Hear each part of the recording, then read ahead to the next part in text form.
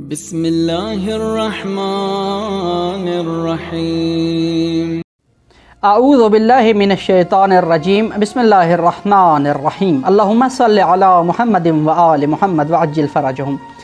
Why it is کے session کا آج کا سوال یہ ہے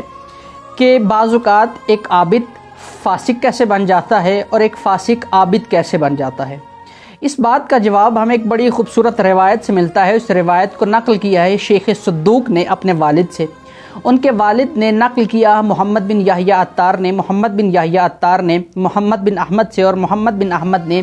احمد بن محمد سے، اور احمد بن محمد نے نقل کیا امام صادق علیہ السلام سے۔ امام صادق علیہ السلام ایک دن اپنے اصحاب کو درس دے رہے تھے اور آپ نے فرمایا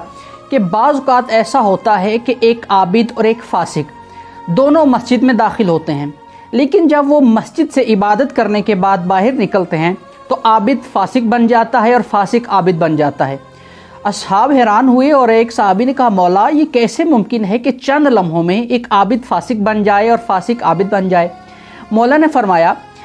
اس کی وجہ یہ ہے کہ جب عابد مسجد میں داخل ہوتا ہے، عبادت کرتا ہے، عبادت کرنے کے بعد اس کے ذہن میں یہ بات آتی ہے کہ میں نے بڑی اچھی عبادت کی ہے، میں نے بڑی بہترین عبادت کی ہے، بھلا مجھ سے بہترین عابد کون ہوگا، مجھ سے اچھی عبادت کون کرے گا؟ یعنی وہ اپنی عبادت میں فخر و مباحات کرنے لگتا ہے، اور جو بھی اپنی عبادات میں فخر و مباحات کرنے لگے تو وہ فسق و فجور کا شکار ہو جاتا ہے۔ اور جب فاسق مسجد میں داخل ہوتا ہے تو وہ اپنی گناہوں کی ندامت کو لیے ہوئے مسجد میں داخل ہوتا ہے۔ وہ پروردگار عالم کے سامنے شرمندگی کا اظہار کرتا ہے کہ پروردگار عالم میں دنیا کی روشنیوں میں مبتلا ہو چکا تھا اور میں تیری بارگاہ سے دور ہو چکا تھا، لیکن پروردگارا میں تیرا عبد ہوں اور میں اپنی شرمندگی کا اظہار کرنے تیری بارگاہ میں آیا ہوں۔ وہ اسی شرمندگی کا اظہار لیے ہوئے پروردگار عالم کی عبادت کرتا ہے اور پروردگار عالم سے استغفار اور مغفرت کی طلب کرتا ہے۔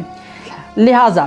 جب وہ اس پوری نوعیت کے ساتھ پروردگار عالم کی عبادت کرتا ہے تو پروردگار عالم اس کا شمار عبادت گزاروں میں یعنی عابدوں میں کر دیتا ہے۔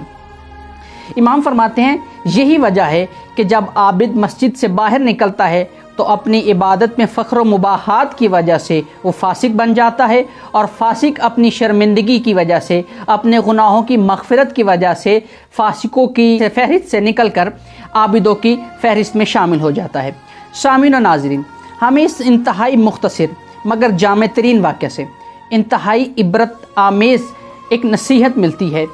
کہ عبادت جب بھی کی جائے اس میں اخلاص کا عمل لازماً شامل ہونا چاہیے۔ میں اکثر کہا کرتا ہوں کہ شیطان کا آخری حربہ جو انسان پہ لاگو ہوتا ہے وہ یہ ہے کہ شیطان انسان کو اس کی عبادت کے زوم میں مبتلا کر دیتا ہے، اس کی عبادت کے فخر میں مبتلا کر دیتا ہے، اور وہ سوچنے لگتا ہے کہ مجھ سے اچھا عابد اس کائنات میں موجود نہیں ہے، اور یہ شیطان کا سب سے آخری اور سب سے بڑا وار ہوا کرتا ہے۔ لہٰذا ہم پروردگار عالم سے دعا گو ہیں کہ پروردگار عالم ہمیں اپنی بارگاہ میں مخلصانہ طور پر عابد بننے کی اور عبادت کرنے کی توفیق عطا فرمائے۔ والسلام علیکم ورحمۃ اللہ وبرکاتہ۔